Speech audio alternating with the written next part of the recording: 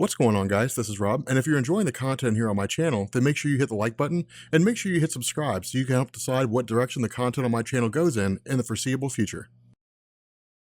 Okay, so the Superman Reborn storyline was really one of the most important stories to come out of DC Rebirth because of what presented and because of what it established. But what the Trinity number 8 tie-in does is actually build on this. Now here's the crazy thing. Coming after Superman Reborn, there's a storyline called Superman Reborn Aftermath, which crosses over into Superman, Action Comics, Superwoman, Supergirl, and it includes Trinity number 8. But in truth, this is really more of like an isolated one-shot. It's really standalone. So we can really just kind of do it in isolation. And all we really have to know is that Superman Reborn took place. Now, here's why this matters so much, is because the way that Superman Reborn was written, there was a lot of ambiguity. There were a lot of things that were kind of curious to fans in terms of what it all meant, how it all came together. Did the New 52 and pre-New 52 Superman merge together? What in the world was going on? What this does is answer a lot of those questions, and it actually calls into question the very nature of the story, Superman, Lois, and Clark. And the reason why is because we had covered that story, and it is down as part of the Superman playlist for DC Rebirth. But what this story does is seem to shift it up. It seems to basically change it up. All we really knew with Superman, Lois, and Clark is that Superman, really the pre-New 52 Superman, Lois Lane, and their son Jonathan were in the New 52 universe. Previously, that explanation was offered by way of convergence, and we don't need to go into a great big huge explanation about that. All we can really get away with saying here is that they were basically removed from their own universe and thrown into the New 52. What this story does is offer a separate alternative. Now, this initially picks up with the idea of the pre-New 52 and the New 52 Superman fighting one another. And it's actually really kind of cool because the narrative that's given to us by the Reborn Superman, we'll go ahead and call him that, the narrative that's given to us by the Reborn Superman is that this is a dream sequence and he's not really even sure what's going on. But the statements that are made by these two guys as they're fighting, there's only one real Superman, there's only one true Man of Steel, this is my life, these are my memories, I'm not going to let you take it away, that kind of a thing. It hits home at the idea that not everything is what it seems. And so leaving this dream state for a second, we basically pick up with Superman, Wonder Woman, and Batman, because remember, this is Trinity. And so this is designed to focus on the Trinity, the holy Trinity of DC Comics, Batman, Superman, Wonder Woman, the top 3 characters in the DC landscape. It's designed to focus on them and them alone. And so what we end up doing is we actually have Superman bringing Batman and Wonder Woman to the Fortress of Solitude. And the reason why is because of the fact that Superman recognizes that he is basically the backbone of the Justice League in a lot of different ways. He's kind of like their moral center. He's the guy that's really kind of like the foundation by which it's all built, which is to say that when it all comes down to it, everybody looks to Superman as the guy who's going to whisk in and save them because he's the most powerful of all the people on Earth, because of what he stands for, what he believes in, the fact that he's fighting for a family, so he's not just fighting for himself.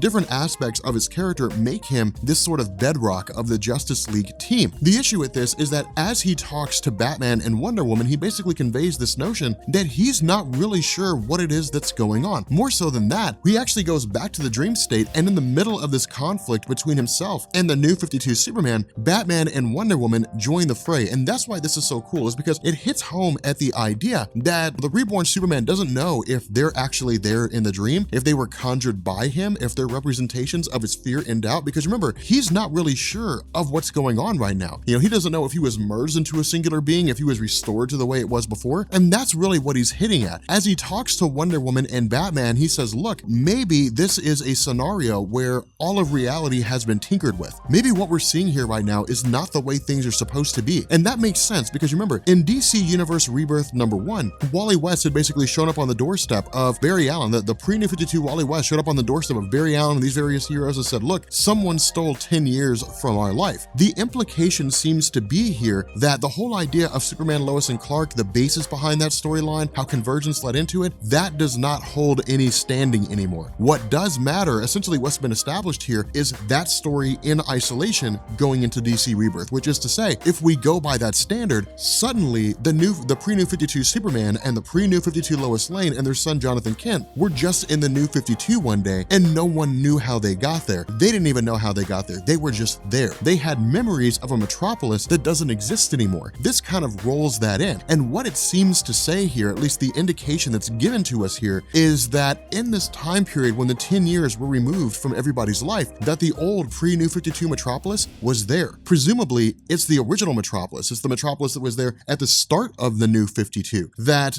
this version of Superman that we see here, this Superman Reborn, was the only Superman, the only version that was there. During this 10-year window when time was taken from people's lives and presumably Dr. Manhattan started messing around with people's realities, what he seemed to do is, whether he only did it with Superman or anybody else, we don't know, but what he seemed to do is basically split Superman in two and then just basically wipe everybody's minds of how things are supposed to be and then just sort of pick up with everything. And so that would explain why it is that when the New 52 first started, we had the New 52 Superman and we had the New 52 Batman and the New 52 Wonder Woman and so on and so forth. And then the pre-New 52 Superman, at least as he was listed, was just there. And he was there during the first fight with the Justice League. He was there when the superheroes first emerged, but didn't really know how he got there. He was just suddenly there. And so it really kind of makes sense because it's entirely possible that it played out that way. I mean, if we were to follow this timeline of events, for example, to just kind of give things a little bit of clarity for those of you guys who feel a little bit lost, if we were to go through this timeline of events, the way that DC initially presented it to us with the New 52 is they said, okay, here is Barry Allen going back in time to save his mom's life. All right.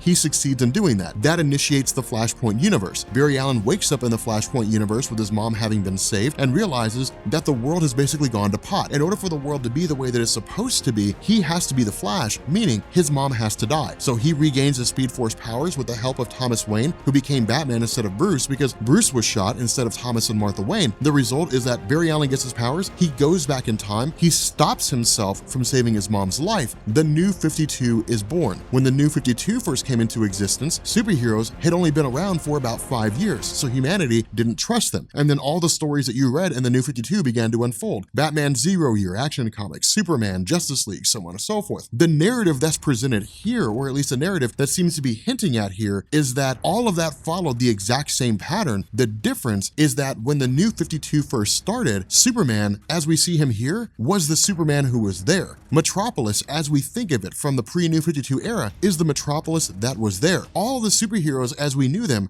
before the New 52 were exactly the same. But Dr. Manhattan, somebody with extreme powers, stepped in and basically split Superman in two, presumably split all the other superheroes in two, and then turned around, wiped everybody's mind, assumably removed the old school superheroes, the pre-New 52 versions, and we went forward with the New 52. That seems to be what happened, that somewhere along the line somebody did something. Now, that's just one indication of what could have taken place here. But Superman hints back at the whole discussion that he has with this New 52 version of himself. And he hints back at this dream that he has, in which case he basically sees all these different versions of Batman and Wonder Woman and Superman, all these different iterations of themselves that join into the conflict, whether it's the old Golden Age Superman from the 1930s, whether it's Superboy, all these different versions of himself just begin kind of cropping up out of nowhere and flying in. So the idea seems to be that someone's messing with the multiverse. They're messing with reality. All these different iterations of himself. Again, things are left pretty ambiguous. They're left very cloak and dagger by Cullen Bunn, the way he writes this story. And so it raises just as many questions as it answers. Now, I have no doubt this will all be clarified. It'll all be cleaned out as we get further into DC Comics, especially with the Button story arc coming to a close on the 17th. And so because of that, things are probably going to be pretty clear and easy to understand. But the overall gist here is that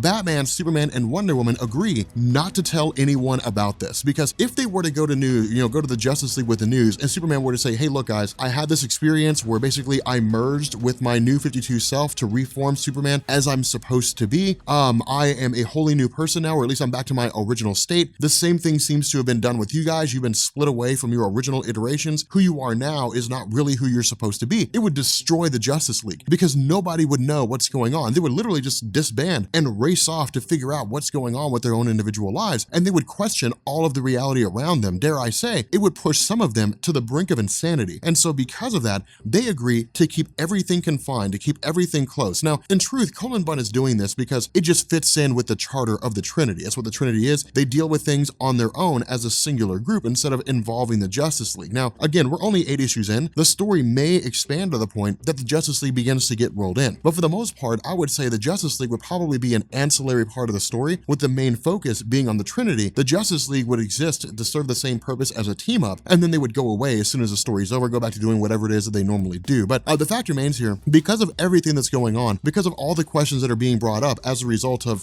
Superman Reborn, Mr. Mxyzptlk, and all that kind of good stuff, ultimately, the goal of the Trinity begins to shift away strictly from just kind of focusing on events that are taking place, trying to deal with conflicts and so on, to trying to find an answer to the question of who is Mr. Oz and why does this guy have a role and what it is that's going on. What is his role? Is he an observer? Is he a guy who's just chronicling events that are taking place? Is he working alongside Dr. Manhattan? Is he taking people like Doomsday, removing them from the equation? Is he taking people like Tim Drake, removing them from the equation because they're going to be needed later on? I mean, these are the kind of things that are happening. Taking them out of the DC universe, putting them in their own little cells are basically a way of keeping them from dying in order to make sure that they stay alive. Because remember, that's how those characters play out. Every single time Mr. Oz took someone and put them in a cell, they were on the brink of death. Tim Drake was going to die. Doomsday was going to die. All these different characters were going to die. Mr. Mxyzptlk presumably was going to die when the whole Flashpoint event took place. Because of that, they were taken by Mr. Oz and then thrown into a cell, presumably kept in stasis. So it could just be that he held them so that they could be used at a later point in time. We have no idea what's happening here, if he's a friend instead of an enemy, or if he's an enemy instead of a friend. We don't know what his role is. And so again, Trinity seems like it's going to begin the process of giving us a lot of the answers to this question. Now, in truth, I would surmise that Trinity will only be one facet of the discussion, that Justice League will give us answers. We see that kind of playing out in Timeless with all these ideas of, well, there's a threat coming and you guys need to be prepared for what's going to happen and so on and so forth. The entire multiverse is in jeopardy. We see that with the Flash and Batman, the Button, which is giving us more answers than we've ever had before. We see that playing out in a lot of different stories in DC Comics. So in truth, it'll probably just be some massive line-wide crossover event that'll just span everything, once this whole thing's said and done, and usher in the next stage of storytelling. But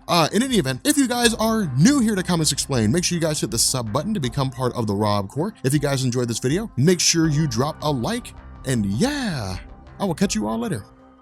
Peace.